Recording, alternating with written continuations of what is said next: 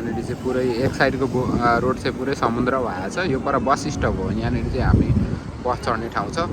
तर यहाँनिर चाहिँ अब जानु सक्ने अवस्था छैन, किनभने प्रायः जसो ठाउँमा यसरी, सबै ठाउँमा होइन, ठाउँमा यसरी जम्दिएको छ।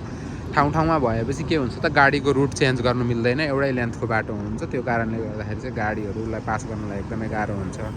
यो तरिकाले पुरै भरिया छ, यसरी पुरै छ, हेर्न सक्नुहुन्छ। आज चाहिँ हामी बिहान चाहिँ दृश्य अवलोकन गर्नु निस्किँदाखेरि चाहिँ यस्तो देखियो। अब यस्तो पुरै भिजेको छ, ड्याम्मै छ। यहाँनिर गाडी निकाल्न सकिँदैन, सानो गाडीहरू त प्रायः बिल्कुलै निकाल्न सकिँदैन।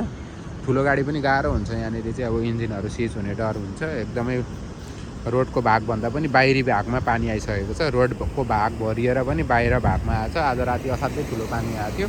ठुलो पानी आएको कारणले गर्दाखेरि चाहिँ यो पुरै आज यहाँको 12 बजी बेला पनि यस्तो छ, पानीले पुरै भरिया छ। यहाँनिर जानु सक्ने अवस्थै छैन। ड्युटी जाने त कुरै आएन, यस्तो खालको पुरै भरिया छ। अब बस स्टप यो भयो। बस स्टपबाट हामी पार गर्नै सकिँदैन। अब बस स्टपमा गाडी नै पुरै सस्पेन्डेड हो। एक साइडमा बस कसरी आउँछ थाहा छैन, तर मान्छेहरू एकदमै पुरेर बसिरहेको छ, बस देखिएको छैन। एकदमै यसरी चाहिँ पुरै डुबान परेको छ। सेफ्टीको लागि बाहिर ननिस्किन, गाडी निकालेर ननिस्किनै राम्रो हुन्छ जस्तो लाग्छ मलाई चाहिँ।